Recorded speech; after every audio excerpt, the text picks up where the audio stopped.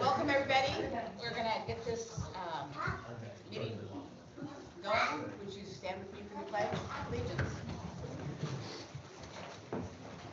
I pledge allegiance to the flag of the United States of America and to the republic for which it stands, one nation, under God, indivisible, with liberty and justice for all. Thank you. It's nice to see the room so full. My goodness. We do have a quorum. And any more changes to the agenda, John? You have a revised agenda in front of you. That is correct. Okay. So one of the best parts of the whole thing is the accolades. We get to start with a January Superintendent Award winner. We weren't able to get them here for last month's meeting, so we'll bring them up today. So Ms. Kaylee Lasky has her student Elizabeth Martinez to present to us this evening.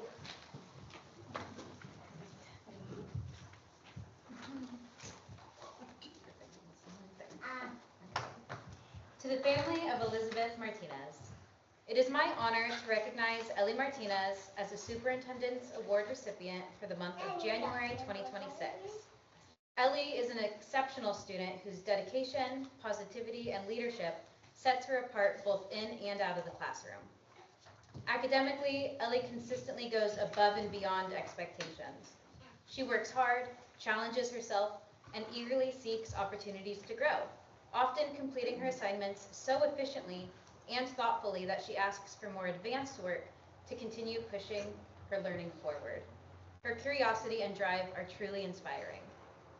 Ellie's commitment to our school community is just as remarkable. This year, she has demonstrated outstanding school spirit, creativity, and leadership in several special ways. During the month of October, Ellie devoted several of her lunch periods and free time to creating a homecoming bulletin board that brightened our hallway and showcased her artistic vision. She and a friend were among the only junior high students to volunteer their time and energy for this project. The result was a beautifully designed, carefully planned display in honor of our homecoming football game. During our first ever Brave Builds night, also in October, Ellie stepped naturally into a leadership role. Acting as a creative director, she guided classmates and parents through the process. Her ability to lead collaboratively made the event a meaningful experience for everyone who participated. Ellie has also contributed her talents to school-wide events, volunteering to participate in December's lip sync battle. As Olaf in our recreation of Frozen's For the First Time in Forever, she not only performed on stage in costume, but also played a key role in choreographing the routine. Her willingness to step into the spotlight shows the heart she brings to every activity. Ellie is the kind of student whose potential is evident from the moment you meet her. In fact, during the first few weeks of her 7th grade year, I remember turning to a fellow teacher and saying, "She is going to become president one day." Ellie has the drive and leadership to make this statement come true. Whatever path she chooses, I have no doubt she will achieve it. Ellie truly represents what this award is all about, and I am proud to honor her today. Thank you.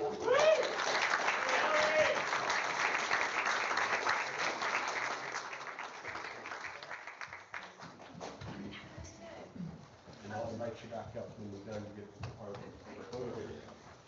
Next, I'd like to invite up Mrs. Janasuski and her student, Block.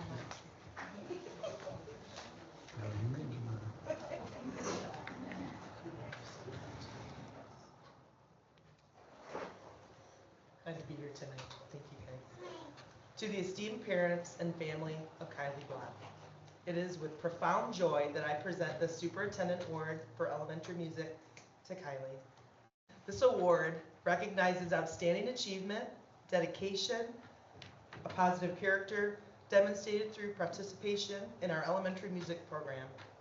Kylie consistently shows a love for music, a willingness to learn, and a respectful, responsible attitude that reflects the very best of our school community. In music class, Kylie stands out by actively participating, listening attentively, and working cooperatively with others. She comes to class with a good attitude, a big smile, and a willingness to learn, and an encouraging and compassionate heart. Kylie often lightens up the mood and lifts her classmates' spirits with a smile and an encouraging word. She is also quick to cheer for her peers when they are performing. Whether singing, moving, dancing, playing instruments, learning music theory concepts, or learning about music from various cultures and genres, Kylie approaches each experience with enthusiasm and effort. These qualities not only contribute to her personal growth, but also help create a joyful and supportive learning environment for all her classmates. Kylie is a bright light in our music program, and I am so grateful for her. In addition, this recognition also reflects the support and encouragement provided by Kylie's family. Your partnership plays a key role in nurturing her creativity, her confidence, and lifelong appreciation for the arts. Thank you for all your love, your dedication to Kylie's learning journey. We are so grateful for you and all of you. On behalf of the Reedsport School District, I congratulate you, Kylie, for this well-deserved honor. We are so proud of your accomplishments and look forward to seeing your talents continue to grow. Keep on making beautiful music, Kylie, and remember to be brave and always let your light shine.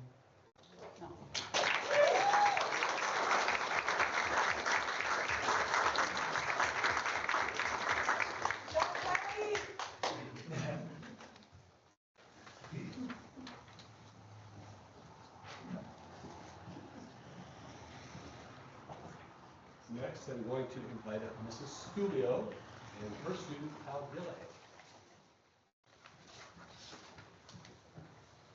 Thought I had a moment to. So many years I had a superintendent that told me to be brief, be brilliant, and be gone. You guys are amazing writers. If I started to do that, we would be here for 2 weeks. So first of all, thank you to you and you. I could tell that you were his dad by the way that you walked. So Kyle was my student last year. I thought that I bored him to death, and he chose to come back the second semester. I've had incredible students this year. Incredible students, and this was a difficult one. But when Kyle came, he bypassed them all.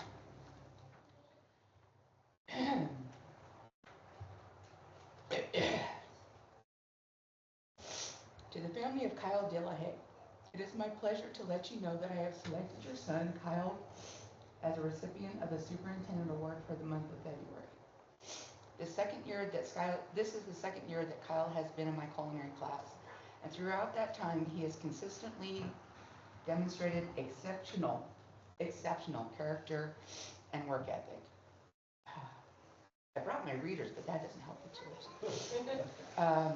Integrity means being honest, telling the truth, and being transparent.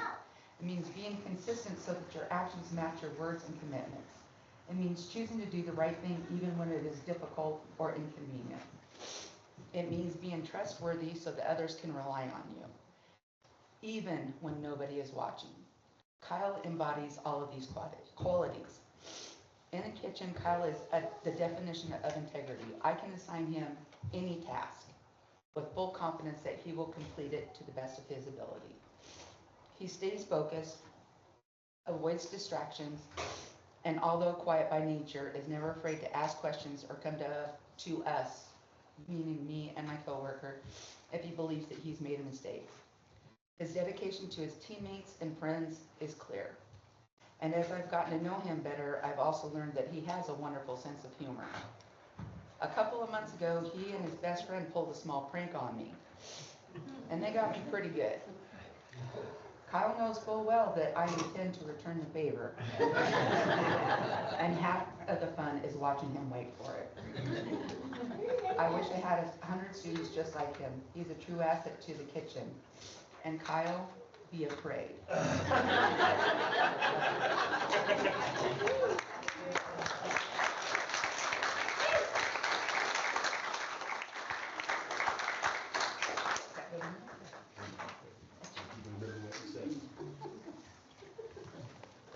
And rounding out our accolades for the evening, I'll invite Mrs. Watts up, and she's brought Owen Casey with her tonight. they make their way up here. Owen is the voice that we hear on the announcements in the morning. I am so proud and honored tonight to recommend Owen Casey as my Superintendent Award winner for this academic year. He is a young man who represents the very best of Highland Elementary and our greater school community through your character, your leadership, and consistent commitment to doing what is right. As student government president, Owen leads with quiet confidence that really speaks volumes. You don't seek attention or recognition, but instead he sets the tones for others through his actions. He does an amazing job co-anchoring, right? Our morning announcements with Mr. Zwimke, and when Mr. Zwimke is absent, he bravely handles those announcements on his own. I'll walk down the hall and he literally says, I got it, you know? Whether in the classroom or at school events, working alongside his peers, Owen demonstrates maturity and responsibility beyond your years. Owen is deeply respected by his classmates, and a few of you are here tonight, right? It is his character that truly sets him apart. He treats people with kindness, he listens, and you model positive behavior in every setting. Your presence helps create a welcoming and supportive environment for all those new kids coming in. We appreciate that. Even though he leads quietly, he does so really powerfully, right? He shows that true leadership is grounded in all that you do. So he understands that success is not only personal achievement, but it truly is about lifting everybody up around you. I'm proud of you. I'm so proud to recognize you for this honor. He reflects the values we strive to instill in all of our family, our people, our community, and you do so with pride and heart. I thank you for being you, and I'm actually going to ask Ellie to mentor you when you get to our CCS next year, because you guys are going to be dynamite, okay? Thank you so much. Thank you.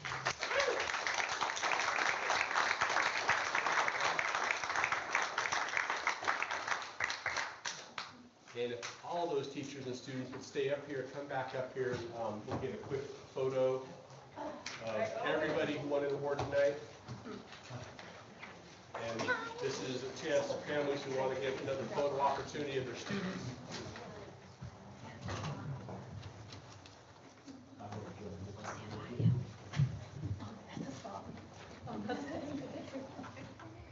Okay, we'll squeeze you guys in just a little bit here, and everybody look over at me. I'm going to try and get some good pictures with everybody smiling. So smile, 1, 2, 3, ready?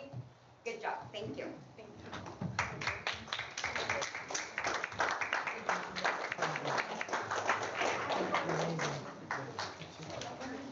As Bonnie mentioned, getting the opportunity to celebrate what's right in Reedsport School District is a great tone setter for our meetings, and I appreciate everybody being here to help us with that. Yes, thank you very much. Thank you. Welcome to stay.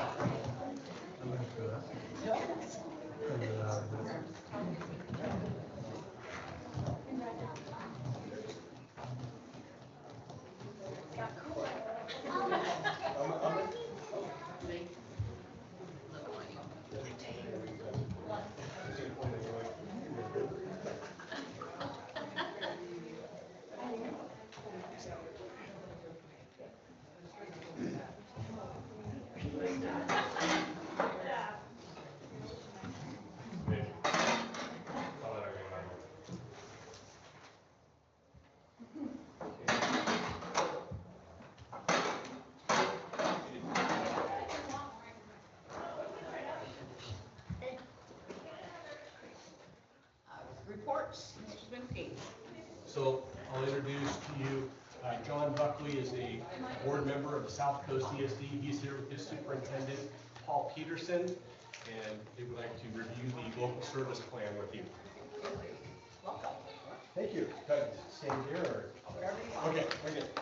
Good evening, I'm Paul Peterson, I'm Superintendent of South Coast ESD. John Buckley, thanks for having us here tonight. We're here to provide a brief description of the process for the local service plan, which is on your agenda for tonight. Just as an overview, every year the local service plan or LSP as we call it, gets reviewed and approved by the regional superintendents, then the ESD board, and then the boards of each of the 10 school districts that South Coast ESD serves, ranging down to Brookie in the south. The local service plan on your agenda tonight is largely unchanged from the LSP you approved last year. The plan was reviewed by the area's 10 district superintendents this fall. They voted to approve the plan on November 20th. The South Coast ESD board also voted unanimously to approve this plan at their December 9th meeting. The LSP is designed to provide the maximum flexibility to each district and how they want to use their ESD resolution dollars, and that each district chooses from the menu of services that they need from the ESD. We call those Tier 2 services. Altogether, Tier 2 services comprise around 95% of the ESD's resolution dollars, with around 5% in Tier 1, or what we sometimes call core services that benefit all 10 districts. Those Tier 1 services include homeschool registration, audiology testing, birth to 3 evaluations, and the Safe School program. South Coast ESD is proud to partner with your district to provide high-quality programs and help drive down costs. And I'm happy to answer any questions you might have. Anything I can't answer, I'll get back to Superintendent Zunke. Anybody have any questions? No? What online programs does South Coast offer our district? So we have had a program for a few years.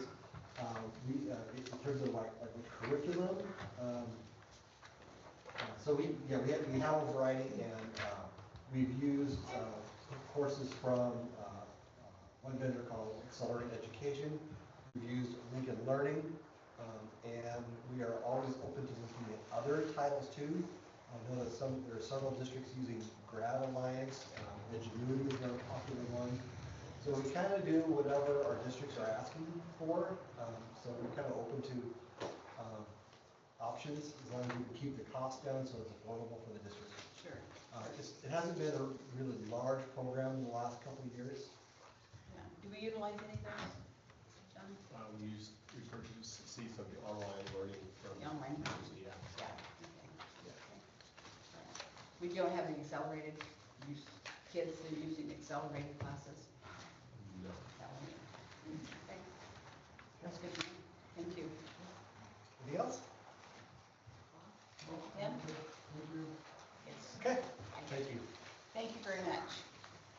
So.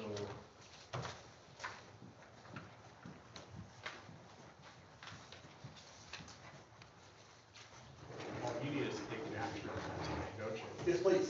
Yeah. No, the action, let me add action item D there. I don't know why I spaced it this entire point, but yeah, you'll need to approve, take action to approve the local service plan.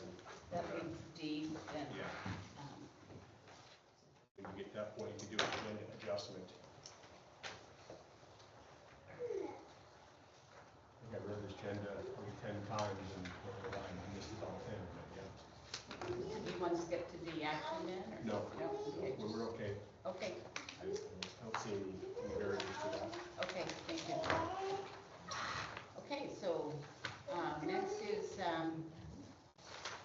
Association of Report Educational Support Personnel. Quarterly report. Carrie?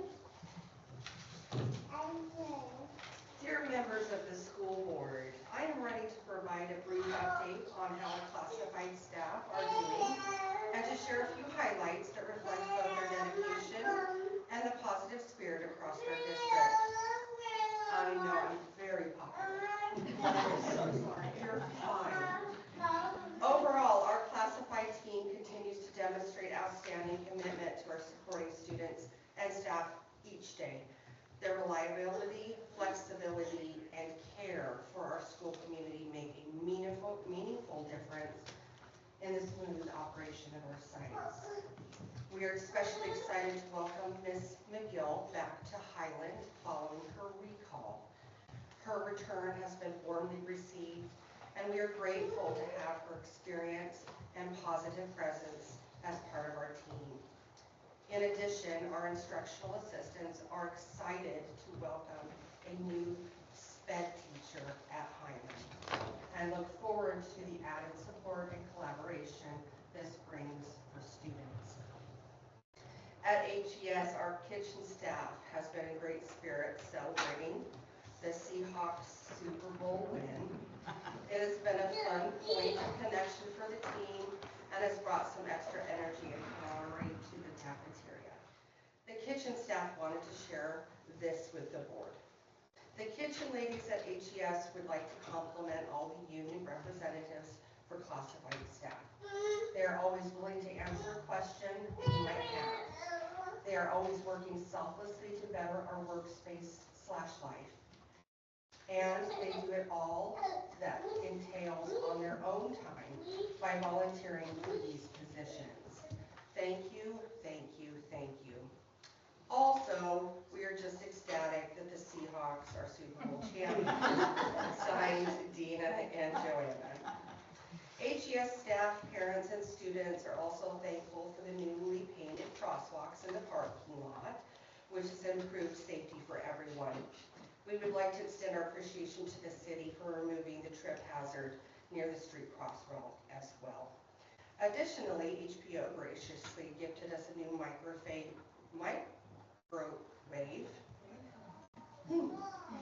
to replace the one that recently stopped working. We are grateful for their continued support. We would also like to recognize and celebrate several of our instructional assistants who recently rendered aid during a medical emergency. Their professionalism, teamwork, and knowledge were truly immeasurable.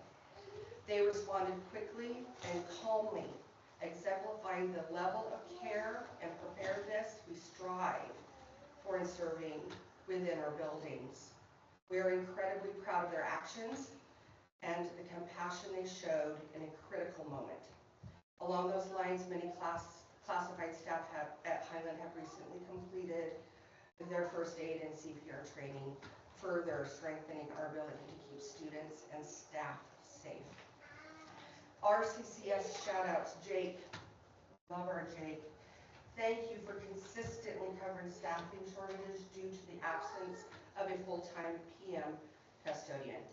Jake has gone above and beyond by fulfilling his daytime responsibilities, while also completing tasks typically handled during the PM shift, often without a substitute or with limited coverage. Amber, thank you for stepping in to cover classes during our ongoing substitute shortages.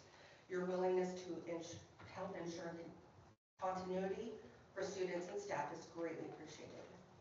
Tina B, thank you for purchasing craft supplies and leading weekly crafting activities during the lunch period for students who have expressed interest. Your commitment to providing engaging opportunities for students is valued and appreciated. Thank you for your continued support of our classified staff and the essential work they do every day for our schools.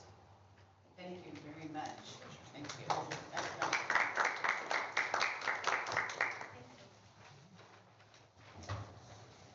Hey, our business manager, Rachel.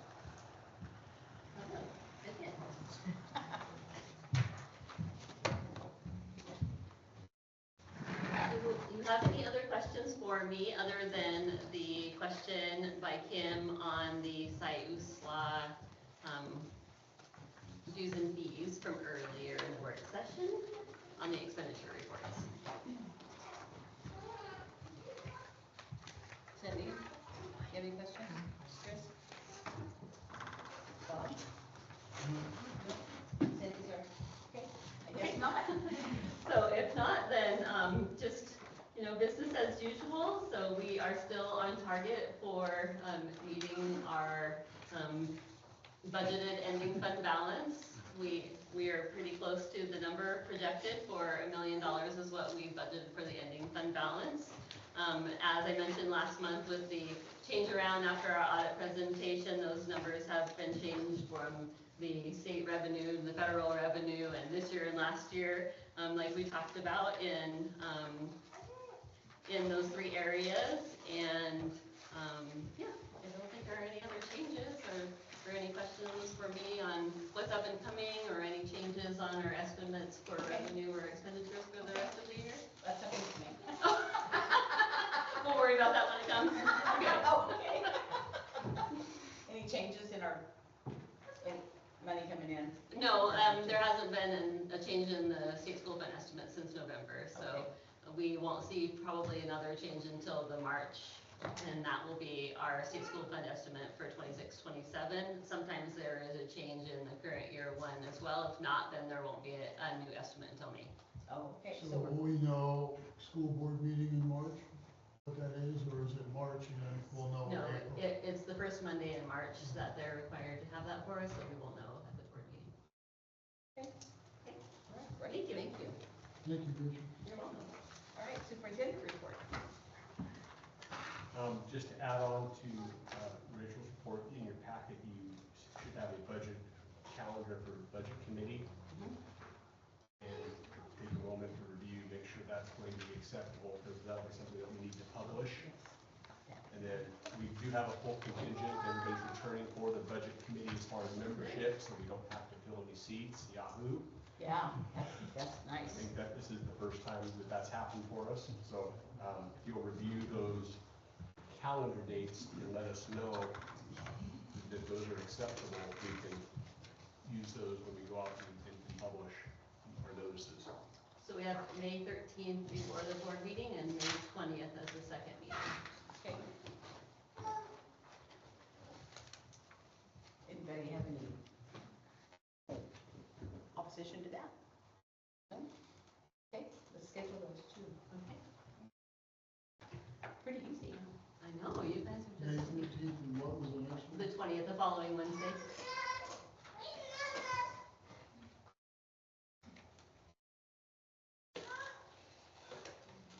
Thank you. 4:30. So 4. 4 o'clock on the 20th. And 4 o'clock on the 13th before the, so we'll just do an hour before the work session on the 13th. Okay, thank you. If we need the second meeting, I may have a conflict with the time. I would be able to be here at 5. Okay, so that's a working document, so as we get a little bit closer, if we need to adjust, then we can do that. Okay. as a quick reminder, since 3 of you are new, the members from the community who are on the budget committee, you've got Rhonda Smith, Karen Hammer, Patty Lasky, Sheila Marshall, and Shelley Swift. So it's 5 additional members, there's 10 of you total, and it moves your quorum to 6 for anything that happens with the budget committee. And if you prefer, we can change that time of the second meeting to 5 o'clock now before we even adopt it, if it's easier, just so that we have that on record. Have these dates and times been given to the other committee members yet? Not until we adopt. Okay, so they'll, well, then we'll know if they can make it those. Is that your preference if we go ahead and change that now? Yeah, I wouldn't be able to be here at 4 o'clock, so 5 o'clock would work for me. 5 o'clock on, that's the, For the 20th. the 20th. Okay. I did speak with everyone that agreed to continue for the next year. They've all agreed that those dates are correct. I think an hour difference on that second date wouldn't be a problem, but everybody that I spoke to was good with the dates. Oh, thank you. Thank you, Sharman. Thank you, Sherman. All right, that simplifies things a bit. Okay.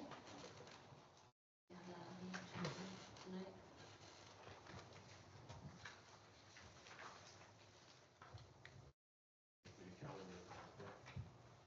Okay, Mr. Murphy.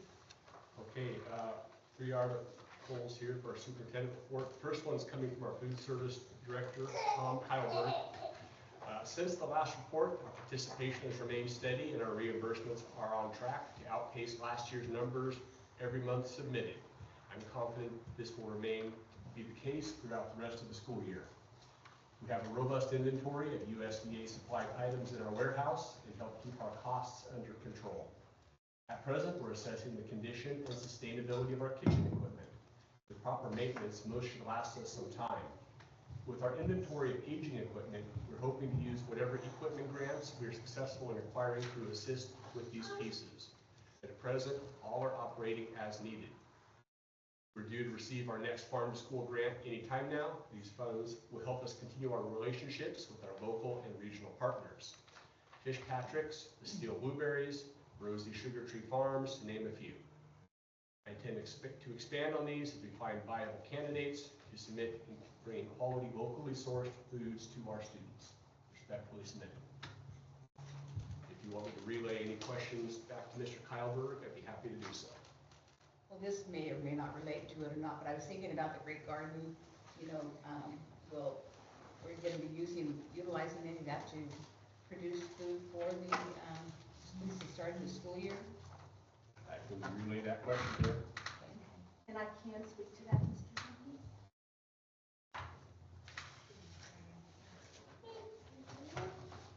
Mrs. Watts, you want to speak to that?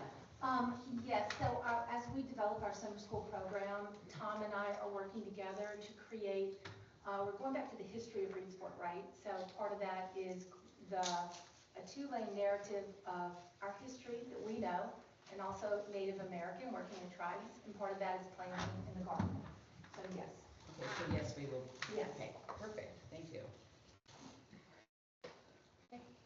Also under this, we've got the elementary principal report, and Mrs. Watts will provide that, and then Mr. Newland will follow with the high school. Perfect, thank you. Wait, I texted it to you. Okay, I'll be right there. Text stream. All right, real quickly, we continue at Highland to work on high expectation in regards to academics, behavior, and fun. We've just finished our winter maps testing and school-wide data that drives our instruction. Our teachers are working hard on collaborating with their grade level partners to keep moving the needle academically. We do that weekly with PLCs and with our instructional assistants. Our buildings are sparkling thanks to our custodians, and our instructional assistants are finishing up our school-wide DIBELS assessments that also help teachers group all of our students for higher excellence. We're now into our year-long stretch of high-dosage tutoring. This is part of our title program for kids who need that extra push. We have 52 kids who stay after school every Wednesday for an hour just to get the extra stuff. Fun stuff, we celebrate best homeroom attendance with weekly popcorn parties. We have a weekly teacher chosen student of the week. We celebrate with Chef Tom with ice cream. We have HPO movie nights. Our 5th and 6th grade socials, we've just started. Price of admission is no incident referrals and all work completed. And they have a DJ, cornhole, 9 square, and pizza provided by Chef Tom. We're awarding a new bike tomorrow. I'm not going to tell you who.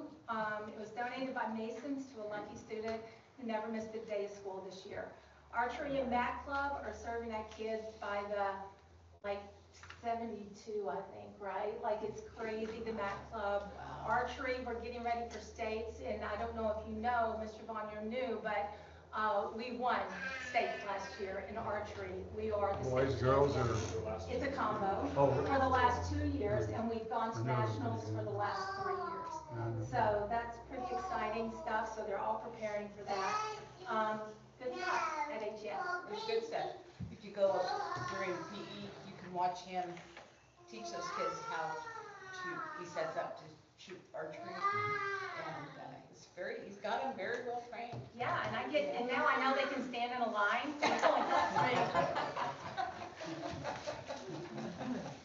Very good, very nice. At RCCS, we have the determination den that was set up by Mrs. Adams, which is a kind of less structured area, less formal for students to go into, so that they can have tutoring before school, during lunch, after school, and on Fridays when we have open tutoring. She also runs her study tables out of there every 6th period. She has a group of kids that she meets with to get them up to where they need to be. So very nice, and a lot of time spent by her getting that together. We have the ASVAB test coming up, which is a military test for students 10th through 12th grade who signed up. We also have developed PLCs for math, science, and English to improve students to make gains on their overall math scores. We determine where the kids are in terms of bubble kids, about where they're ones that are really close to being over that bar, and so we're trying to move those to be more proficient. And so that's one of the things that we've developed, and with them meet once a month for English, once for science, and once for math, and then we have an overall staff meeting. We're giving kids incentives to have perfect attendance weekly and also monthly. We're working with Attendance Works out of South Coast ESD to improve our attendance, which is one of the things we got deemed on high school success. So we've just started that program this month. So we have a weekly drawing coming up by the end of this week for who had perfect attendance last week. And we'll be meeting more with them, and also Reef gave us a grant, so shout out to Reef for that grant that helps us give incentives to students. Students are also seeking out staff members at the beginning of the day. We're in the hallways and they'll do their math facts, and if they get 10 questions correct, then they get a house point. House points is one of the things that we utilize to have competition. We're 4 houses, but we're 1 school. We also are providing staff opportunity to make positive phone calls home to parents, spreading positivity. They'll get their name placed in the drawing, depending on how many phone calls home that they make, positive things we got. We did this a couple weeks ago at a staff meeting, and it was well received, I think, by both staff and parents. We just finished our 2nd round of IRE with Dr. Collins, and our staff is still working on engaging strategies. And then fun events. The high school is having the Sadie Hawkins dance on the 27th, and the junior high is melting in spring the day before on the 26th. So they're having their dance and get together. And I would also like to recognize Jake Ingram for the great work he's done at RCCS, especially during times when he hasn't had a lot of help. Well, thank you. Thank you. Will we be getting, I thought I brought it with me. At one point, we had a diagram that was delivered to us as how well our students were doing. Maybe it was the MAPS testing, that showed across the board. Project some progress report. Yeah. On student math scores. Yeah, We can do that for the next meeting. okay, I'd like to see that. I came across that in my stuff from last year. Okay. Yeah, perfect, Hey, thank you. Jerry, Yep. so what are the incentives Incentives for for the kids for to the go to kids? school? $20. They I get was to, afraid you were gonna say that, so we're paying kids to go to school. well, one way to look at it. They get a choice to pick out of what they need or want. We can't give them cash because Rachel's here. Or gift cards. So that they get an Amazon, they get to pick something from Amazon. Those things. A drawing. Okay. And did you want to hear about the monthly or just stop right there? No. Okay. I do. $100 for if they've been in perfect attendance for the entire month. Okay, and what's an average of how many students you would have? I don't know, because this is the first time we've done this aspect of it, so I'll find out when I get the numbers from last week, what we have. That'd just be interesting to see. If there are students, we're trying to do it per grade level. Okay. Is this done in other school districts? I don't know it here, it's one of the suggestions that we got from Attendance Works along with positive phone calls home and those types of things. So that organization said, yeah, pay the kids to come to school. They said whatever you can do to think about whatever will work to try and do it. Is the problem that bad? Okay. It is on the South Coast. I think our kindergarten attendance on the South Coast was 50% through the winter. And kindergarten aren't driving themselves to school, so there's a bigger issue. But if the kid does at home and say, Mom, I really want to get to school, Mom, I really want to get to school, or Dad, or whoever's there, because they know that they got some skin in the game. $10 over I there. mean, it might take some of that. Mrs. Watts, how is the competition level for the bike? For tennis? It's pretty good. We do a random drawing on a computer to do it, but the winner is kindergartner who never missed one day of school.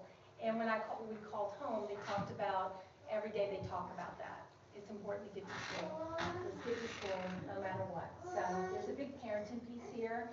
So we're looking into ways that we can do parent seminars that are gonna align with our HBO movie nights next year. Okay, Okay. all right, good. I So love do you it. pick one kid, and do you pick one kid out of a drawing, or is this everybody? It's one kid out of every class. Okay. 7th through 12th. So 7th graders get a shot, 8th graders get a shot. Madam Chair, may I say something? So, as this is public record and being recorded, I would just like to share that I appreciate the administration at both school buildings for following audit guidelines that I have my name for not giving cash and gift cards to students as is required by audit standards, not by my own standards, and following policies and procedures. Oh, thank you. Yes, thank you. You guys did a good job. Well trained. I have to tell you too, I don't know if anybody besides me has seen the determination den at RCCS, but it's impressive. It is impressive. It's welcoming. It's not sterile like a classroom is. You know, kids can feel relaxed and they get the help that they need. It's just really, Tara, you've done a good job with that. Thank you so much. That's all her. I invite every board member, if community members want to come in, as long as they follow the rules of the office, absolutely. I'll show off the kids' determination did it any day. Yeah, I was impressed. I was impressed. Any questions? Questions for anybody? No? Okay. We're gonna move on to, do we have anything further, John, from you? Any comments? Yes, we're going to community comments. Okay, community comments is, the individuals may address the board on agenda or non-agenda items excluding personnel complaints. To speak at a meeting, please sign at the table and indicate the agenda item if applicable. Complete a community comment card. Limit your remarks to 3 minutes. If you cannot attend in person, written or email comments will be accepted by 3 p.m. on the day of the meeting for inclusion in that meeting's agenda. Comments received after that time will be held for the next board meeting. And then you can submit written comments to Reesford School District 100 Ranch Road, Reesford, Oregon, or email stipton@reesford.k12.or.us. These are our. And I don't know if you want to make those A or you want to make your revised item A. Okay, let's do that one first. For our revised item A, the board has reviewed the community comments received through Facebook and email, and thanks to everyone who contributed. Your input helps the board make well-informed decisions for our staff and students. And this pertains to. You have it in your packet. Yeah. It's the comments about the field renaming that we saw Yes. through social media and email Yes. and Facebook. So it's there for you to review. And then you've got some additional community comments for people who have signed up for tonight. Okay, all right. So, Mrs. Donnelly?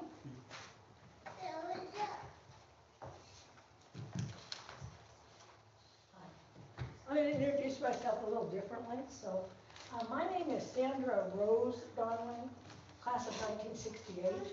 My picture is behind the door of what was Bailey's room last year. Anyway, so first, before I say the rest of what I say, I want it to be known by you guys that in no way am I saying anything negative about Steve Pepio. I am never going to do that. I knew Steve since we went to college together at Oregon College of Education. So that is not what I'm doing. But I want to give you some names about places around town.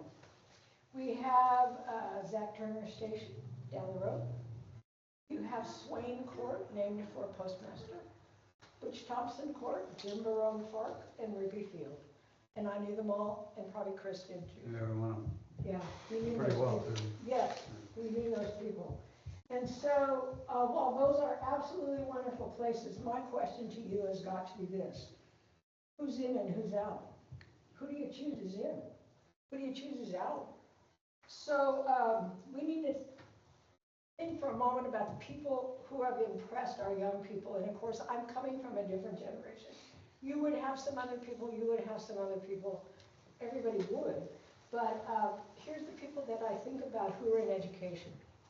Remember, my question really is, who's in and who's out? So we had Steve Pepio was mentioned. We haven't talked about Jim Wells. We haven't talked about Howard Edson, who actually led the baseball team to some pretty amazing state events. We had Jim Aukry. We had Mr. and Mrs. Stuller going back even further. We had Mr. and Mrs. Sharman. We had Sandy Gibbons, who recently passed away. We had some other people who are non-educators who have worked very hard for this community. And it was really hard for me to come in here tonight because one of those people, of course, is Carrie Jones. Another one is Mark Bedard. So my question is going to always be, how do you choose? So at the REEF meeting that we had on Tuesday, that was something that the REEF board discussed.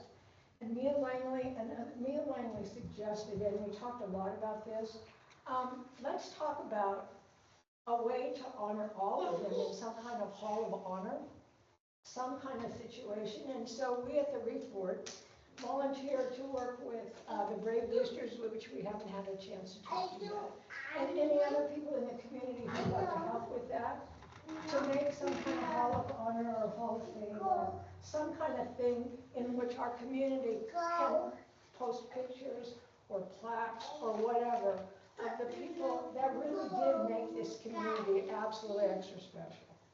So that's kind of like all I have to say about that. Thank Do you, you guys Sandy. have any questions of me? Okay. Thank you. Thank you, Sandy. You're welcome. Okay, Jeff Hazen? Good evening. My name is Jeff Hazen, and I was lucky enough to live in Reedsport twice in my life. Just shortly after I was born in the early 60s, and then we moved back here in 72, and I stayed through my junior year in high school, and then we moved up to Washington. My dad was principal of the high school, and when we lived here in the early 60s, we lived just a few doors down from the Ruby family, so we've been very close with the Ruby family all these years. One of the things I saw that when this was first being discussed on Facebook is my first thought was, did anybody from the school district contact the Ruby family? Because that's the first thing I did. I reached out to the kids and I got a couple of comments back, and I wanted to share those with you. I got one from their youngest son, Alex. Alex doesn't know Steve, but he said, if he's deserving, I am fine sharing that field with his name. Lisa, the youngest daughter, she is supportive of naming the baseball field. They both want the football field to stay under Rudy's name.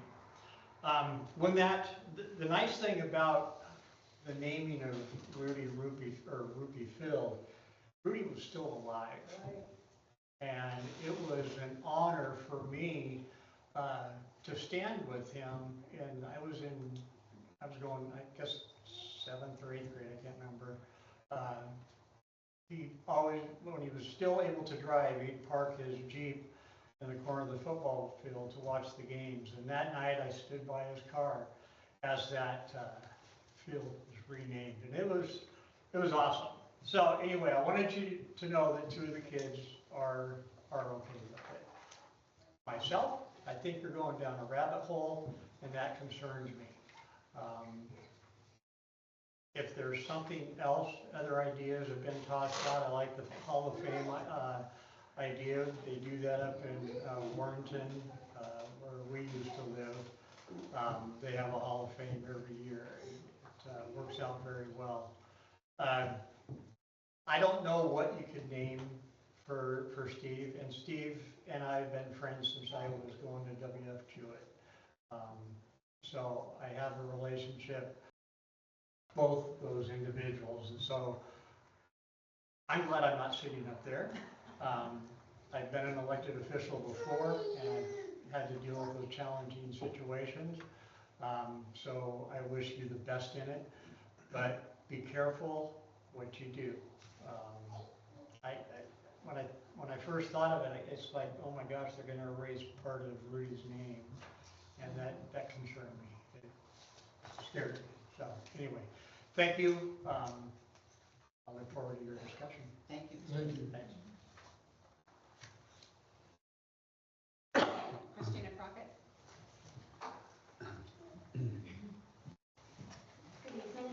Commissioners. My name is Christina Crockett. I am the mother of Hadley Crockett, a senior at RCCS. I'm not here to make accusations, nor to claim my daughter or I are right. Simply, my goal is to highlight a missed opportunity. Last week, a chain of events occurred that led to unnecessary stress and confusion. On February 2nd, Hadley notified me that she qualifies for an honors diploma. Looking closer at her transcript, she also noticed that the yearbook course taken her sophomore year was not counting as an eligible fine arts credit as intended. She brought this to the attention of the appropriate party immediately, as it was affecting her credits needed for graduation. 2 phone calls from me to the school, and about an hour later, I received an email from the said appropriate party. It informed me that she reviewed senior transcripts at the end of last semester, that there was a class coding error, and a request was out for correction. That simple remedy helped ease my mind. I then requested a meeting in person for an official transcript review. Said party contacted me 2 days later, offering several times available on February 5th. Upon entering the office, Hadley and I were met face-to-face with several staff members. 2 printed copies of Hadley's corrected transcript were handed to us, and I thanked them for the correction and certainty that Hadley is on track to graduate on time. Afterwards, Hadley was reprimanded for disrespectful behavior. Her fierce spirit and grit is what brought the mistake to our attention in the first place. She was earnestly seeking answers of how and who she needed to speak with for an explanation of what to do.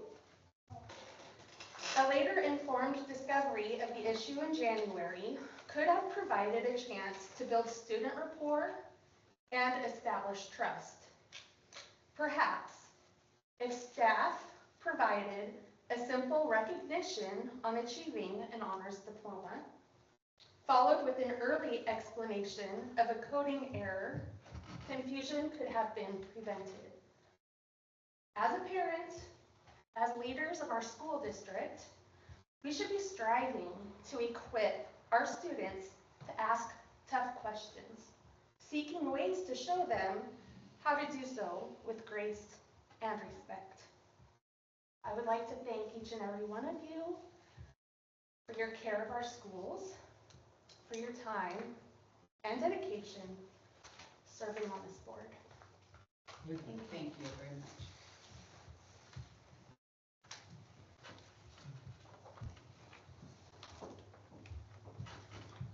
Okay, is that all the comments? There's no more back there. I have just one quick thing, if the board does not mind. I'm Bailey Brown, as you all will know. I just have with me one of my leadership students. This is Kayla Shirai. She's a junior at RCCS. If you go ahead and stand up, Kayla.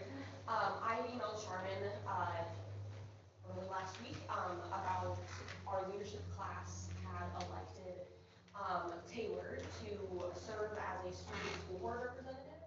This has been something that's been done in the past. And so as I understand it, Charmin did relay that information to you guys about maybe having her kind of inducted next month at the next month's meeting. But I figured we should show up tonight, and at least that way you can have a face for Taylor's name for those of you who don't know her. But she is very excited to be a student representative for RCCS with you guys. She serves on the city council as well as a student representative, so she's very familiar with kind of the meeting process, and she's a great student, a natural leader, so I think that she'll be a good asset and provide some good insight to you guys, the board, as, you know, from a student's perspective. So she's here tonight, and hopefully she will be here with you guys for the rest of the meetings this year and potentially into next year. But I think for the leadership class, this is a great thing. You guys can hear straight from the horse's mouth, you know, so to speak, just kind of what's going on at RCCS, and ask her questions, and you know, and she's willing and able to give input wherever you guys see fit. So this is Taylor, and I'm excited that you guys are willing to have her on the board and have kind of invited her in. So Thank you, Bailey. You kind of punched. I'm sorry. Hey, Taylor. Sorry. I figured I better do that because I'm gonna be a little interrupter home. Since we're a little noisy. But yes, so thank you guys very much. Thank you for all you do.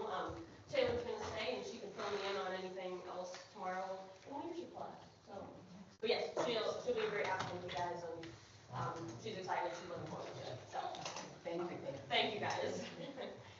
We're gonna see about getting you on board next month, Taylor, okay? All right. Okay.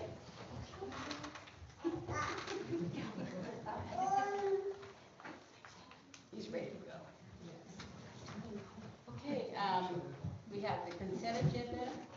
Routine actions that typically require no discussion, such as the approval of previous meeting minutes and the acceptance of donations, are frequently addressed collectively in a single vote by the board. Has everybody reviewed the consent agenda? Are there any questions? I'm going to ask for a motion. Okay, I ask for a motion. Make a motion that we accept the consent agenda as written, items A, B, and C. I'll second that. Okay, it's been made motion by Bob Warren to accept the consent agenda as written, A, B, and C, with the numeric numbers following. And Kim Clardy has seconded that. All those in favor, raise your right or left hand.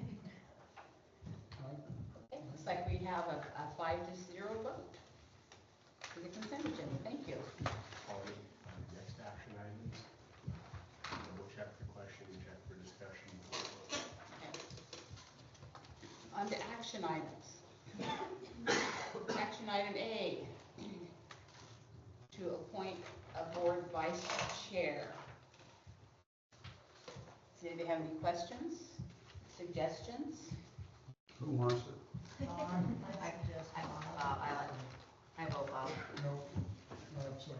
No, you move to vote. I might move to vote you then. No, I think he I'd said be no. probably the worst one right now. First time I knew it. Are you not wanting it, Bob? No, I appreciate the offer. Somebody's got to do it. Kim would be. I move we appoint Kim. I nominate Kim. Do we do it that way, through nomination? Bob has nominated Kim Clardy to be vice chair. If there's a second on that, Second. Chris seconds the nomination. All those in favor, raise your right hand. I feel like I might. It's like, once you get you It passes unanimously. so we're quiet. Thank you. Okay, yeah, perfect. I Forming a little appreciate it. cabal. Okay. I'm glad I got this in. Okay, action item B, moving on. Approve a sale of used district Chromebooks for graduating seniors for $30. Any discussion on that? Great idea. What's that? It's a great idea. Great idea? Chris? I move that we approve it. Chris moves that we approve this. Second? Second. And Cindy seconds. All in favor, raise your right hand or left hand, whichever you prefer. And it passes unanimously. Section C, approve proposed budget committee calendar.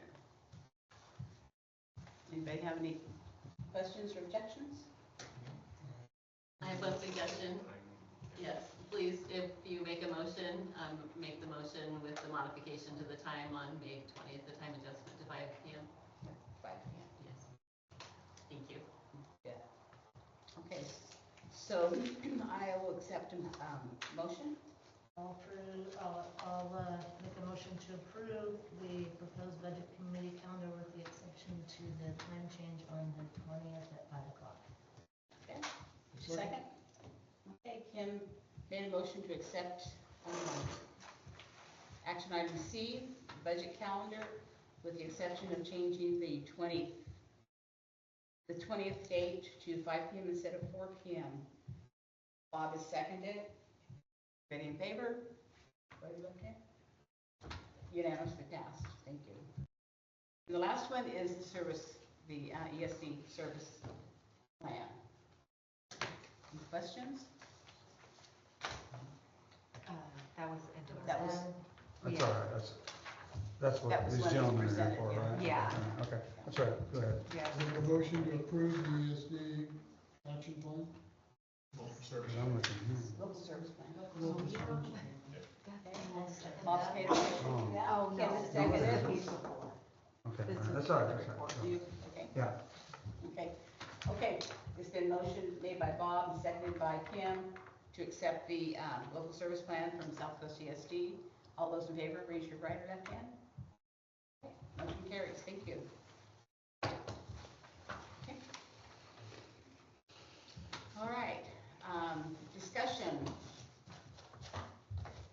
Oregon Government Ethics Commission Statement of Economic Interest. It's something we all have to file for, being in the position that we're in. So the window is March 15th through April 15th, 2026. You can't start before the 15th of March, but don't let it go past the 15th of April when you do it. It's an electronic filing system, and there's a website for it, apps.oregon.gov/OGEC/EFS. And penalty for late filing is $10 per day for 14 days. Then it goes up to $50 per day with a maximum penalty of $5,000. So make sure we get all that taken care of.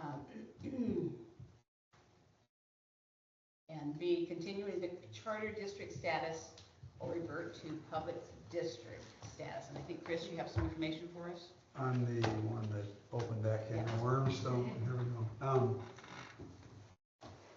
I don't know, I could poll you guys, I mean, I'm not supposed to do that, to find out what you already know about this issue, so I'm not gonna spend a lot of time.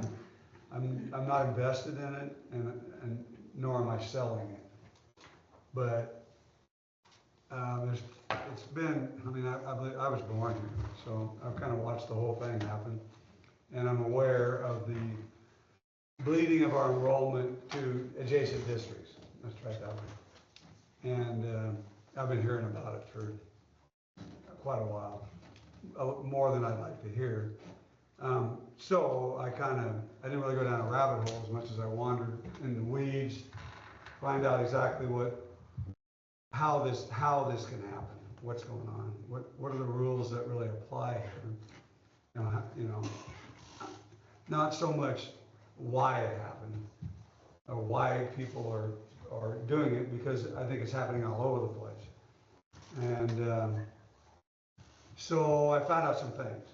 I went around, kind of made a big foray, and thought I was on track to really come up with some great ideas, and then found out that I'm sure that most everybody's already explored those options and find out that that's not doable under state law or under the rules that we live with right now. But there is one thing that we can do.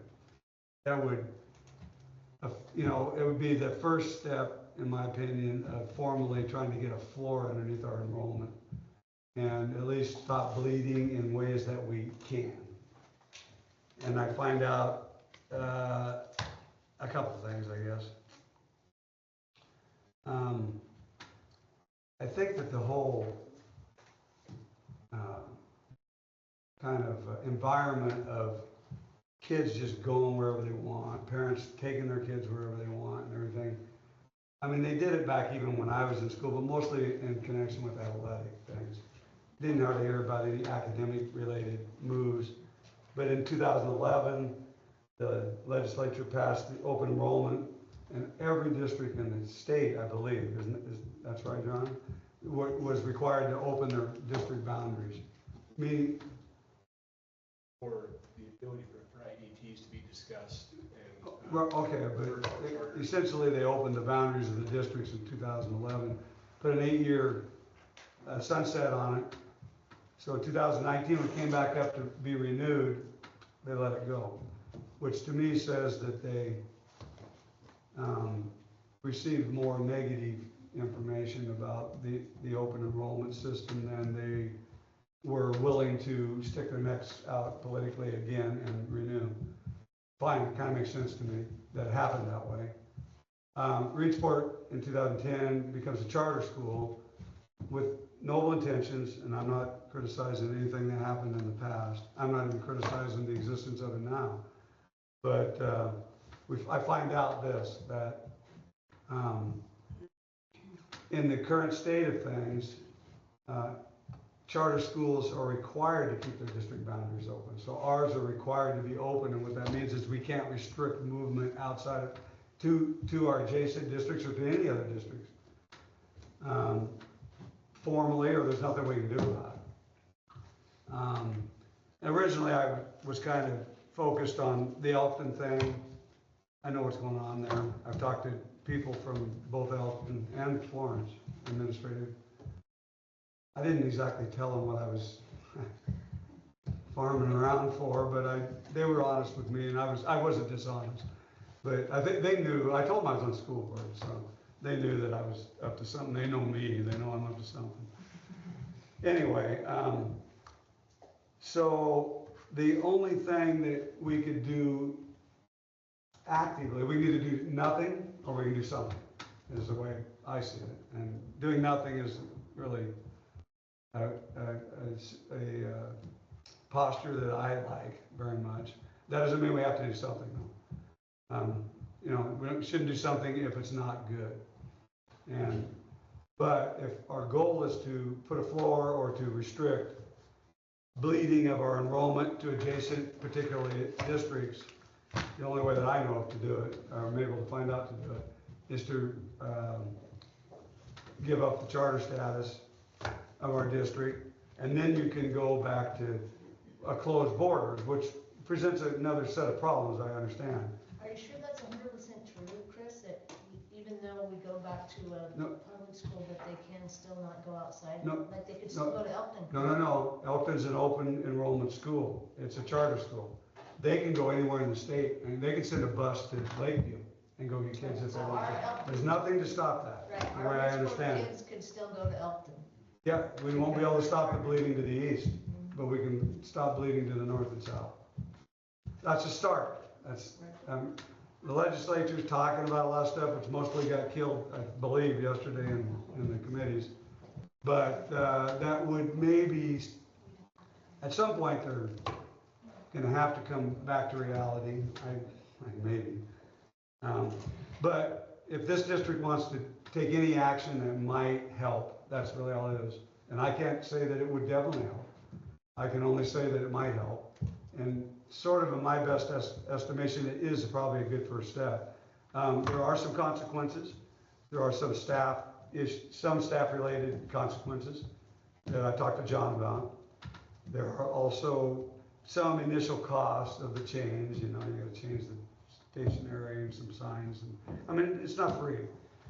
But it would, again, be kind of also a declaration that we intend to protect our student body. That's the way I see it. This is my, and parents can do whatever they want, you know.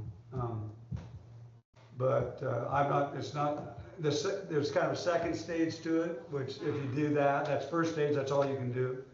Second stage is to try to figure out, the other thing I've learned is that claiming academic excellence, which districts are doing, is more of a marketing gimmick than it is legitimate, because there's no standardized testing of students in the state of Oregon.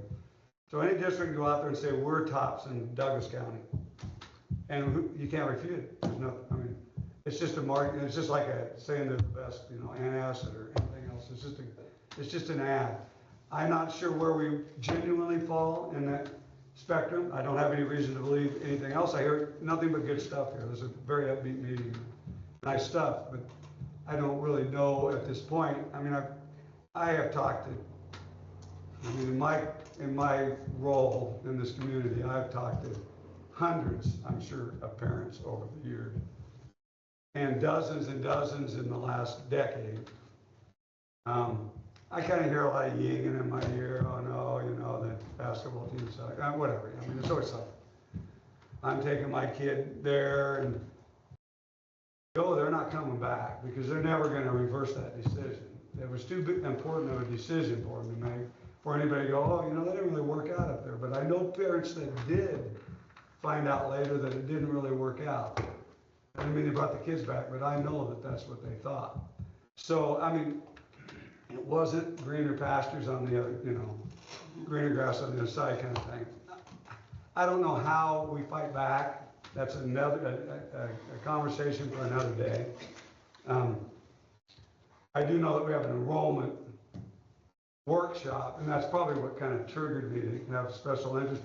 And a couple things happened. People talked to me and said some things. I'm like, you know, I want to know more about this. So I did. And I'm not saying I know everything, because I know there's probably a few things I don't know. So what I am saying, and the reason I asked for it to be on the agenda, is that all of us should inform ourselves about the issue, if you're not already, and be prepared at some point for me to make a motion for a vote. And at that point, we'll find out whether or not, I mean, that's the way I see it. Hey, Chris, Yeah. so if we do that, Yeah. and become a regular school, our borders closed, people that live within the school district have to send their kids to this school district. If they choose to go to, they can still go to Elkin, because Elkin's open. They override our closure, in essence. So any school But the that's other open- public schools to the north, and they're public schools, Right. they're closed border schools. Okay. If they go there, they have to apply for a transfer. Right, John? Correct? DT interdistrict transfer. Right. At which point, we could develop a policy that however, you know, there's more to it than this. Right. I don't suggest that this is just as easy as way. I have no magic wand, trust me.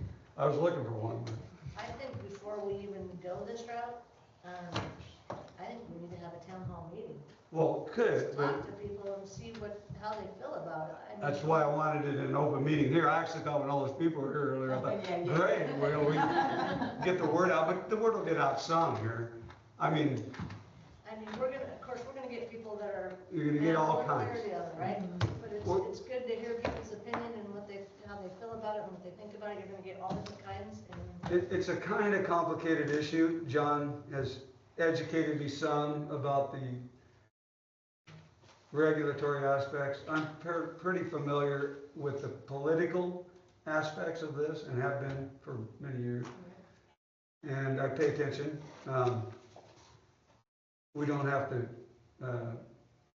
talk about the silent stuff out loud here yet, and probably don't need to. This decision isn't strictly, the way I see it, is this district is one of probably a handful of I don't know how many, John have a better feel for it than me, but I know there's other ones that are feeling the same way, that the open enrollment concept didn't work for them, however you want to say it. Most of them were towns whose economies got beat up pretty badly. You're gonna hear about Riddle probably here before too long. That's the end of that town, right? They closed their mill. That's the last one they had left, I believe. They lose 137 jobs in Riddle. That just got announced a couple days ago.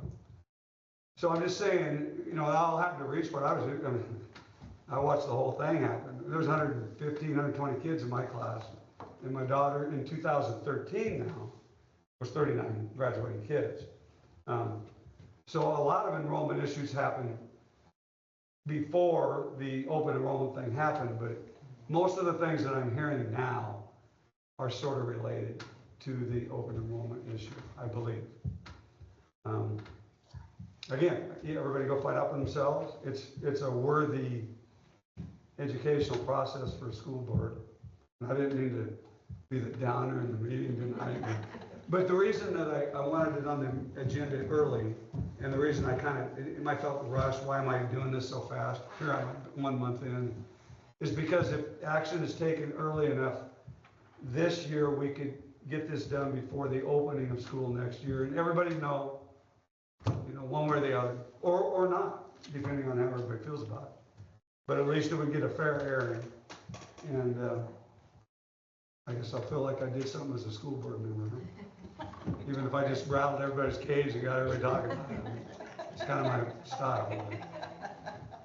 I So- would definitely like to hear from the community on it. How would we do that? How would we do that? Well, Megaphone? the meeting Yeah. that you were sworn in, we moved over to the high school gymnasium and publicized this was a hot topic showed up in COVID time. Oh, that was COVID, I remember that day very well. Why isn't the school board meeting itself an appropriate venue? Because you don't think it's big enough? I mean, the room, or, If you just hold, I don't know, town hall meeting is, John held a couple, budget issues and people don't always show up, but I guess if it's something that they're really, hopefully, they have an opinion about, they will come out and let us know. Whether it's parents or staff or. oh, okay, I mean, we all have a vote here, so.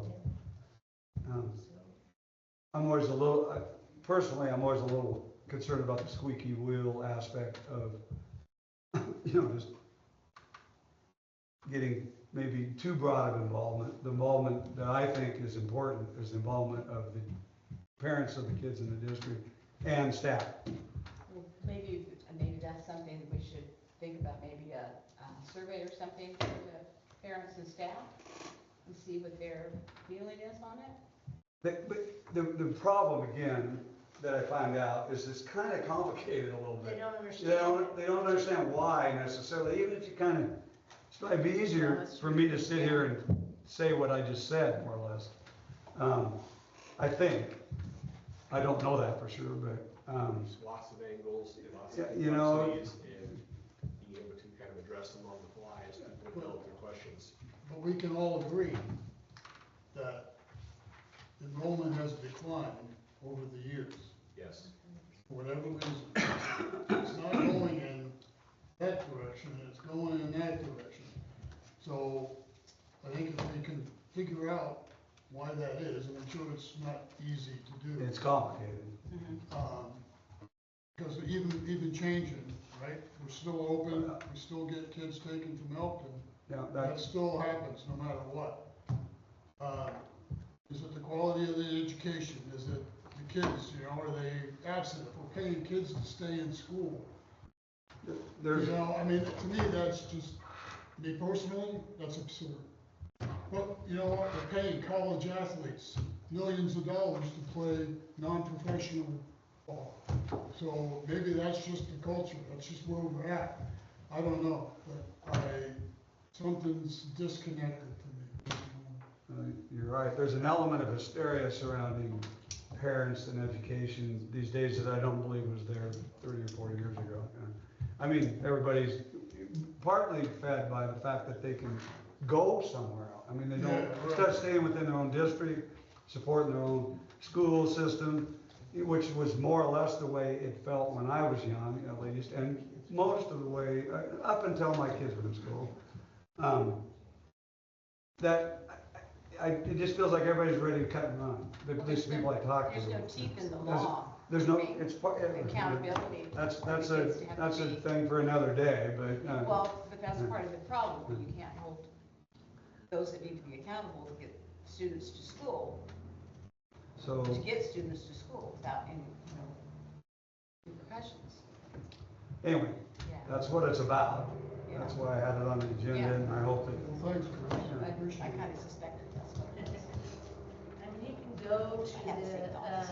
I've done it, I've had these papers for a long time. You can go to the Department of Education and see our numbers every year, and, I mean, we're, You mean our enrollment numbers? yeah, and I mean, So kind of the bigger issue then becomes, how does a town, a school, in our circumstances that basically got here innocently, you can't really say that anybody made any really dumb mistakes or anything. It was just a fait accompli, it's just what happened. I watched it, I mean, believe me. And so here we are, this is where we find ourselves. How can we fight back? That's the way I kind of see it. How can we, I don't know how else to. before you came on the board, Carmen had done a poll for us, and, she polled, so there's 160 kids within our district with a Reedsport address that do not go to school at Reedsport. That did not count Elkton because they refused to give them. I know how And many. Elkton has a full bus. No, I know exactly how many are attending. Well, I mean, they gotta be topped out, right? I mean, it's not a very big school. I don't know. Well, they're gonna get the money to start building. Well, okay. They're getting Well, a lot more money. they're drawing out of North Douglas too, I believe. I think Oakland must have made some hay out of this situation too. Because Elkton was a nothing for a long time. I'm not sure exactly what happened over there, but I do have some familiarity with North Douglas because my brother lives there. And so how do you fight back? You know, I don't know. I'm not afraid. I know it's, something that will come up when we do our enrollment. I think we have quite a bit of data to share with you about enrollment and several groups prepared with information that will help fuel your understanding of where things are at. Maybe turns into opportunities to discuss what to do. And how long it takes. And don't forget what I said to begin with, because there are some staff consequences. They appear to be relatively minimal. It appears to me, from what I was able to find out, that the existence of the charter overlay really isn't making that much difference in our district right now. We're down to not that many charter-related things. I'm not saying it's zero. I'm not saying that at all. But wasn't as big as I thought. For our meeting or enrollment discussion, could you have like some of that information available to us, like as far as staffing and what it's going to affect, who it's going to, not necessarily names, we don't need names, but I mean, say it's gonna affect three positions, or it's gonna affect 10, or, I mean, I don't want names, but if it would be useful, helpful, if we knew that kind of information. What's the good, the bad, and the against? Here's The numbers might be small enough, it might turn into personally identifiable information anyway. And so we need to probably be cautious. Yeah, just a number. I don't wanna know what department, I don't wanna know. So does the school board have the ultimate authority to decide charter or We would public have school? to visit with ODE, and we've reached out to make sure what is the process, what are the steps. You would need to take an action. You are the charter board, and you are the school. Two things happen at the same time, so essentially dissolving that charter is a regulated process. And then we would have to pick up as a public entity. We do not have an institution ID for the Highlands building. Highlands building is the same institution ID right now as the high school building. And so we have a school district ID, we have a high school ID that covers a K-12 campus, which has 2 buildings. We'd have to get an ID number back for Highland. There'll be some steps, and it's not easy. I mean, as Chris alluded, but it is a process to follow. I'm not following what you're saying. You gotta fill out some paperwork. More paperwork. Well, Does it have to go to a vote of people? no, this board. No, just the board. So is there a Right, feeling, John?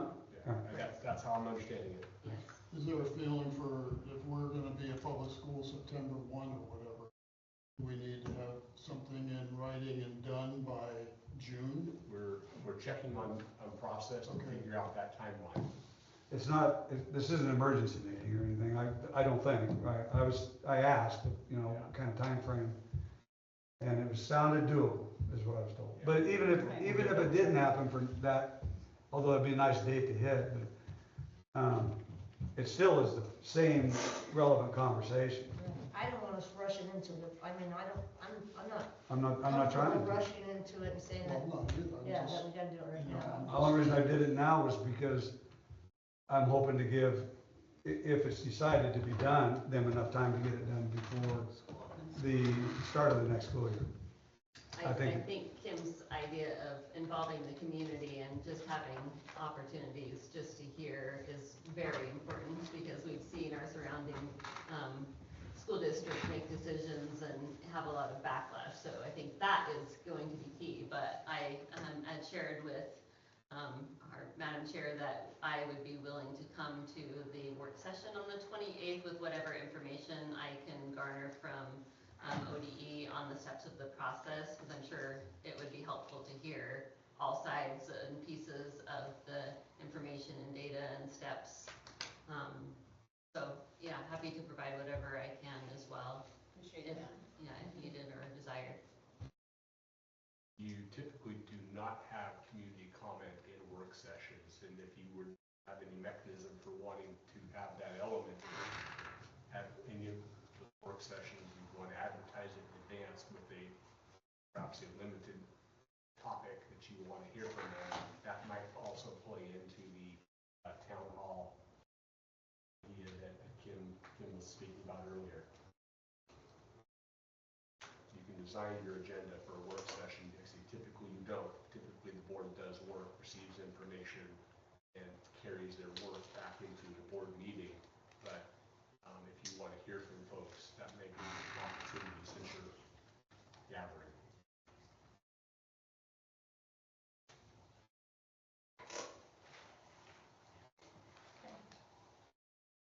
Yay.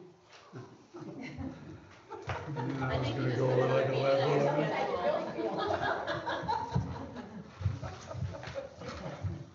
No matter what, let's keep our sense of humor, right? Absolutely, gotta do that. Okay, so we have something we're gonna be looking forward to working on, huh? Okay, under discussion C, name changes and signage for the baseball field. We've received a lot of responses back, in person and in writing on the name change for the baseball field. What are you guys' thoughts on that? So originally when, since nobody else is talking, originally when we talked about it, I honestly thought it was a good idea. But now that I have seen the comments and researched and I think I agree with the majority of the people. I mean, Steve Pepia was a huge asset to this town. I did not realize that he was not the varsity baseball coach. His assistant was there. Right. Not to take anything away from him, like I said, he was a huge asset. I like the idea of a plaque, something to recognize not only him, but several of these people, like what Sandra said. And I grew up here, my kids went to school here, grandkids go to school here. I went to school here, of course. And I remember Ruby, I remember, all these people. And, if we change, and if we start setting the precedent, we change the name today, I mean, in 10 years, is there gonna be a new board? They're gonna go, well, we're gonna name it. Where does it stop? Yeah, where does it stop? Yes, I reflected back on that too when I saw all the emails from everybody coming in and things I hadn't thought about. When we initially went down this road, to name that baseball field after Steve. And since then, I've come to the same conclusion as a lot of people that I think it'd be better to honor with a plaque or something to where we can honor people that have left us, that have done tremendous things to our school and for our school students and community, and place it somewhere in the buildings or on a bench or something just to honor them. Reef does these tall timber where they recognize people from the community and stuff, and maybe that's something that we could do too. Maybe we could have one at high school, maybe we could have one at Highland also. I don't know, but I don't think renaming the field particularly is after Steve is the best move. I don't think so. Cindy? I felt the same way going. I found a little bit of background as far as wanting to rename it, but it seemed like absolutely he was a great member of our community, teacher.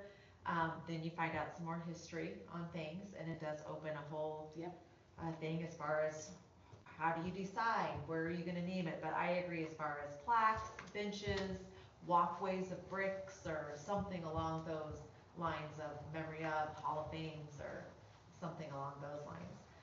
The only question I have, I guess, on that is going forward, are we going to have something in place that becomes like a community would suggest a name, how would we decide and go forward with whatever we are doing? Well, somebody mentioned a Hall of Legends, so to speak. You know, maybe would be I would say a billboard per se, but something on that for the different people that have contributed to everything that was on within this district. Just put those plaques on there. So how that would look, I don't know.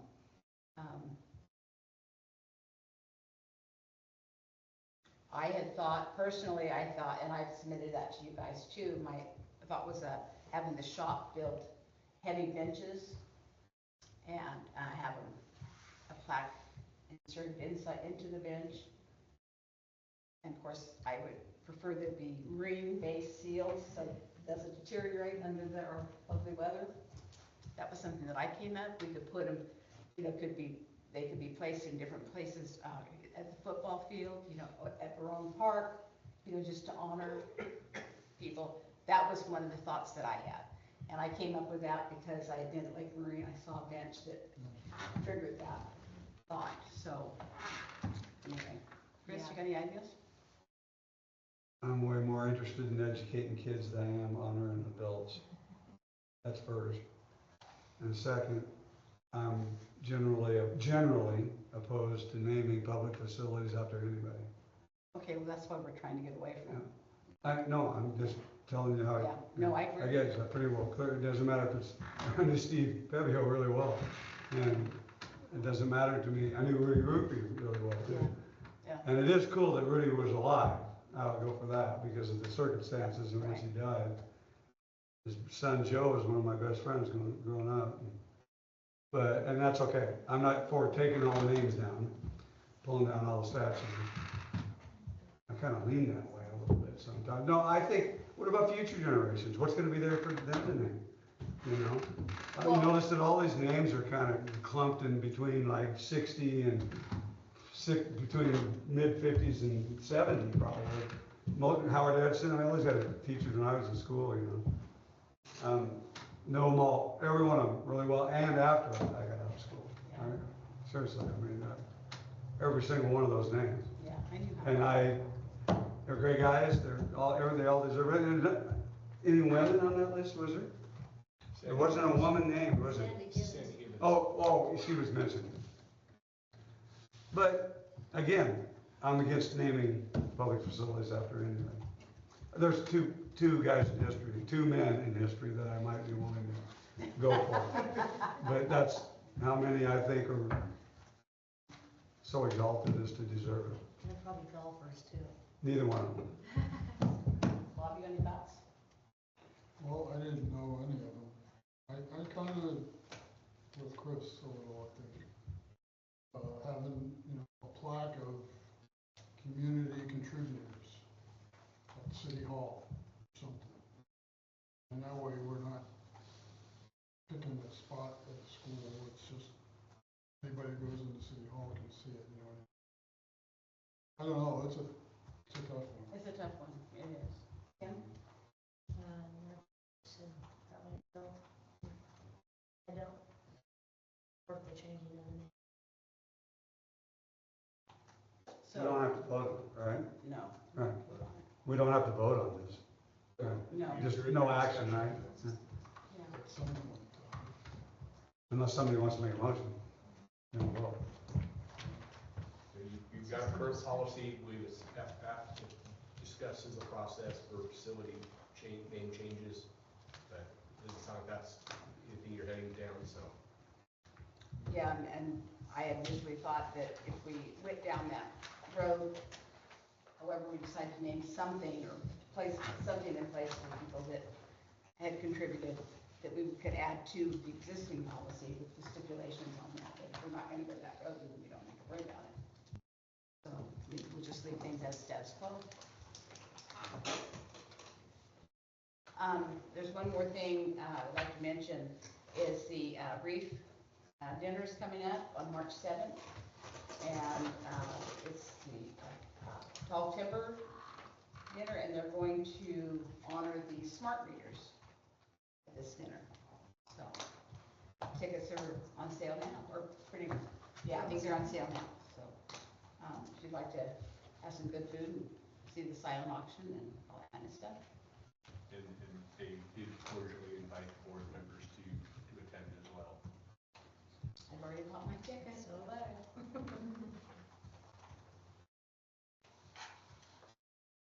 So I know who you to contact. I'm going to tell you who to contact to get tickets.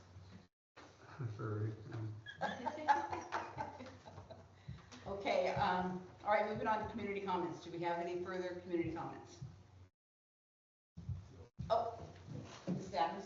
Yeah, sorry, I was not planning to make a comment tonight, and I really just have a question to put into the air. So Mr. Vaughn was so good to bring up the charter versus public school districts, and he mentioned our neighbors to the north and the south and the east.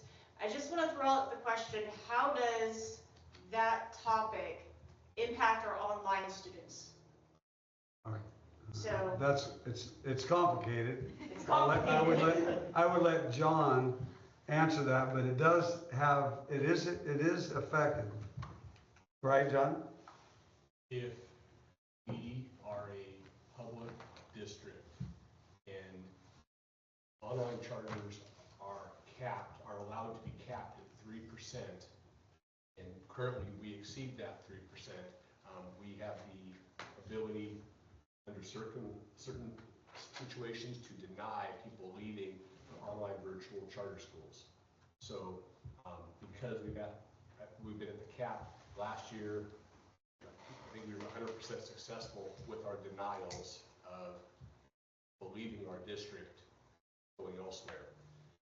This year, ODE has changed their stance about Reedsport Community Charter School, saying that because we are a charter, they're not going to support us denying people leaving in excess of the 3% cap. So, as Chris has alluded, that is the place where we have sprung a new leak. If Elkton has been a constant in all of our days in the students that they bus out, this new area of difficulty for us is going to be these online charters and us not being able to use that 3% cap. That's our new problem. And that's due to this year ODE changing their stance about how they allow us to enforce that. 3% of current enrollment? 3% of current enrollment, yeah. And so I believe by October of each year, you have to say this is our enrollment, so 3% is this many students. And we're actually covering closer to 5. There's some practical realities when 2 of the 3 kids in the house are already established in, let the third child go, consistency for the family makes a little bit of sense, and you have to have some gray thinking, not totally black and white, but for the most part, we have tried, and we continue to try to deny, but we're no longer being supported at the ODE level because we are a charter. So does that answer what you were wanting to understand? That, I had an idea of an answer, I just wanted the complexity on the table, so. Thank you. Thank you, Ms. Adams. That kind of stuff's why I'm a little reluctant to try to, I mean, I think that the appropriate setting is a school board meeting, and people can just fire questions, and John's there then, and, you know, because I'd rather turn that kind of an answer over to John than me stumble around and try to explain it exactly. And even then, it's a little bit hard to understand, 3%, 5%, I mean, what's that mean? Well, of the total student body, but like John said, you know, how do you measure these things? A couple other things kind of pop out. One was that, bear with me here for a second. I found out that students that are already out of the district cannot be drawn back in. If they've gone one day, essentially, or whatever, in another district. I mean, let's just get it all out in the open, I'd rather everybody knows it. Then my understanding is that they're allowed to then stay. So we close the border behind somebody that's attending Florence, they can stay there.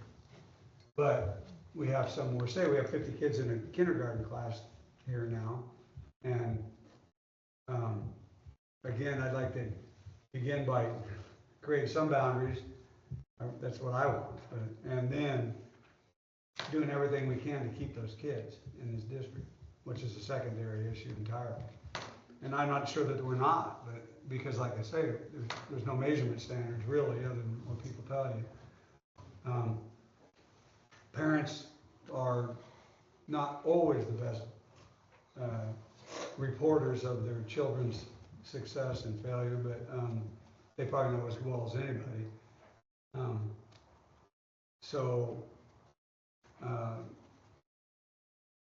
It isn't, my idea is it's so much that, it isn't about money to me, really, hardly at all. It's about trying to create a more stable enrollment over time.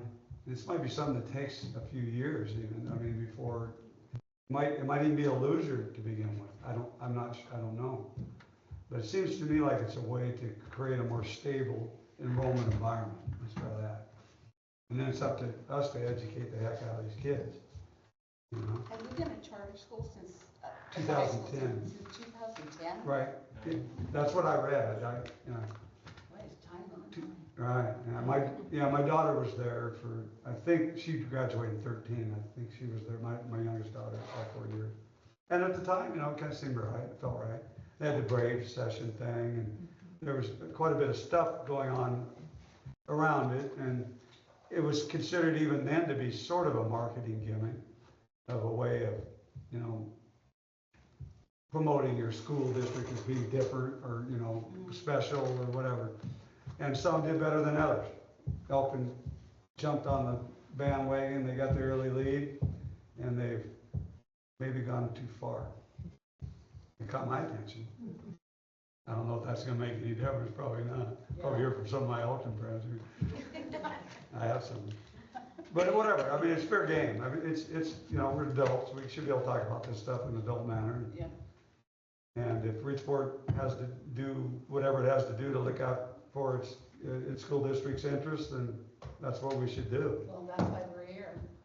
Yeah, exactly. I mean, but it would be easy to let this continue and do nothing, as I said to begin with. Because it's sort of, it's kind of weedy. It's a little bit hard to really, it's impossible to know for sure that it will work the way that even I say it will.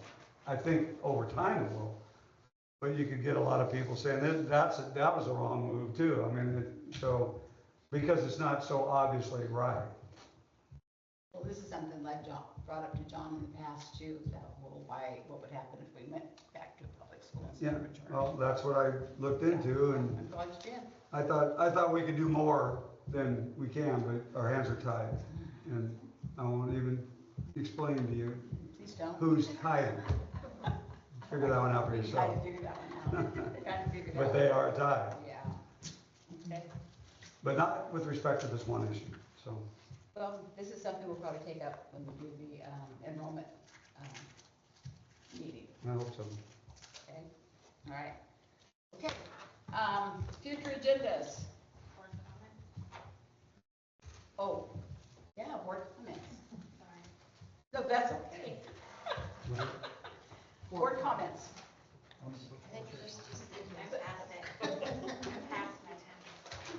What's that? Cindy, any comments? Senior night for basketball is this Friday. And then on the following Friday, the 20th, is dodgeball. I think that's a project graduation fundraiser, and I don't think they have very many teams, so if anybody wants to join a team. School board right there. Go for it. Somebody can happily take my place. Rachel? John? I'm gonna be on vacation, sorry. I think there's been other years where there wasn't very many signed up to begin with, and then they end up turning it out. They usually do kind of come through last minute, so hopefully that's what happens as well. I mean, it's fun to watch and go. And then for the senior class as well, they're doing a car wash on the 7th, March 7th to help. I think they're trying to get banners, sweatshirts, just raising money for their senior class to. And that's the same time we're gonna have our board work session. Yeah, so I don't know how we'll work that out, but I don't know their time exactly. I can probably get a little more information on that too. Yeah. Do you know? Do you know the car wash time? I don't, yeah. I don't remember the time on that, but. Sherry, do you know? I'm looking at Cambridge right now. I don't know, I'm assuming it might be a little longer that day, but. They don't have a time here, it just says that they're organizing a car wash for March 7th. Okay, And I know that the person who organized it, she texted me and asked if they ever had one at Circle Drive, so I think they're still figuring out location. Okay, thank you, Sherry. Okay, Bob? Yeah? I'm good, thank you. Everybody have a happy Valentine's Day Saturday night. Maybe you can, if you got a honey, and just go celebrate. The most overrated holiday besides Christmas. Oh, don't be a Scrooge. Okay, now, future agendas, February 17th through the 20th. John's gonna be out of district. Monday, February 23rd, from 4 to 6 p.m. is a board work session, strategic planning and goal setting. That's one we've been waiting to get taken care of. Saturday, February 28th is 9 a.m. to 12 p.m. It's a board work session for enrollment. Saturday, March 7th, from 9 to 12 is another board work session for OSBA training. Wednesday, March 11th, 5 p.m. board work session and agenda review. Wednesday, March 11th at 5:30 is a monthly board meeting. March 23rd through the 27th is districts closed for spring break. No meetings that week, you guys. Monday, March 30th, 2026, the school board will provide staff appreciation lunch at RCCS, and Tuesday, March 31st, the board will provide staff appreciation lunch to HES. And our next school board meeting is Wednesday, March 11th at 5:30.